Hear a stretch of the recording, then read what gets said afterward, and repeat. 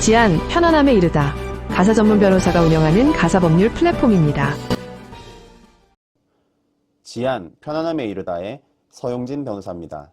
오늘은 12번째 에피소드 양육비를 깎아달라고? 과연 법원의 판단은? 이라는 제목으로 시작하겠습니다.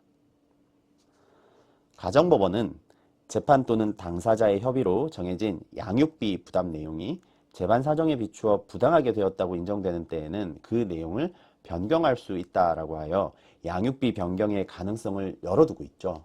자, 오늘 사안은 전 남편이 경제적 이유로 이혼 후에 양육비 감액을 법원에 청구를 한 사안입니다. 자, 이 사안에서 법원의 판단은 과연 어떻게 되었을까요?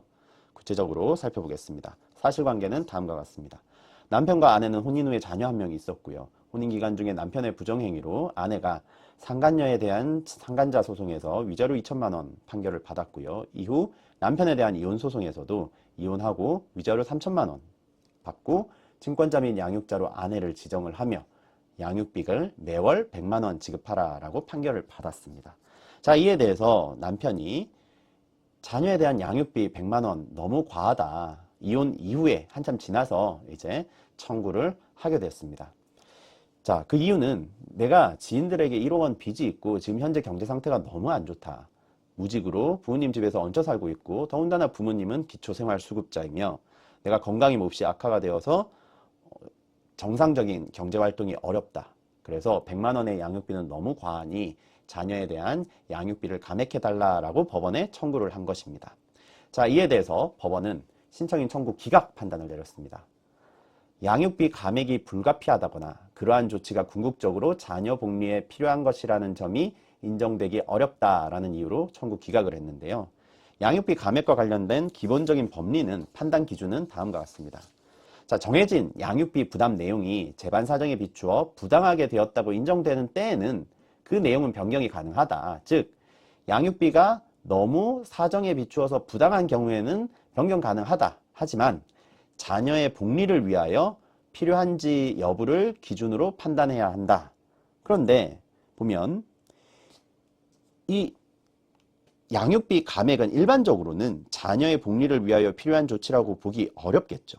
그래서 양육비 감액이 자녀에게 미치는 영향을 우선적으로 고려하되 종전 양육비가 정해진 경위와 액수 또는 뭐 줄어드는 양육비 액수 그리고 혼인 해소에 수반하여 정해진 뭐 위자료라든가 재산 분할 등 재산상 합의 유무나 내용 이런 것들을 구체적으로 고려를 해서 또 자녀의 수, 연령, 교육 정도, 부모의 직업, 건강, 소득, 지급 능력, 물가 동향 등을 종합적으로 참작하여 양육비 감액이 불가피하고 그러한 조치가 궁극적으로 자녀 복리에 필요한 것인지에 따라 판단을 하겠다라는 즉 굉장히 엄격한 기준으로 판단하고 양육비 감액이 인정되는 경우는 쉽진 않겠죠. 네. 자, 이 사안에서도 판단 이유는 다음과 같습니다. 우선 이혼 이후에 남편은 양육비를 제대로 지급하지 않았다. 의무를 제대로 했었다면 그나마 고려를 해줄 텐데 제대로 지급한 사실도 없고 그리고 건강 상태가 나쁘다고 하지만 제출한 소명 자료를 보니 왼쪽 팔 골절 등으로 입원한 내용 이외에 진료 내역은 주로 감기, 발열, 피부과 진료 등에 관한 것으로서 근로능력에 영향이 있을 만큼 건강상태 악화되었다고 볼 수 없다라는 거고 지금 현재 사업자 등록하고 영업 중이네. 이거는 이제 증거 신청을 통해서 피고가 주장을 했겠죠. 그리고 지인들에게 1억 채무가 있다고 하지만 1억 채무로 보이지도 않는다라는 겁니다. 채무를 인정받기 위해서는 직접적인 금융기관 대출이나 이런 증거가 있어야 되는데 이것도 없다라는 거고 그리고 외제 승용차를 운행하고 있다. 물론 이 승용차에 저당권이 설정되어 있어 승용차의 재산적 가치는 그렇게 크지 않을 것으로 보이지만 유지비용은 계속 지출하지 않았느냐라는 겁니다. 그래서 이러한 이유를 근거로 원고 남편의 양육비 감액 청구를 기각한 사안입니다.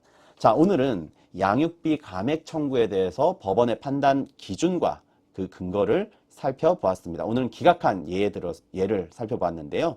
다음 시간에는 양육비 관련해서 추가적인 다른 사안을 또 살펴보도록 하겠습니다. 오늘 사안이 여러분에게 도움이 되셨길 바라면서 저는 다음 에피소드에서 뵙겠습니다.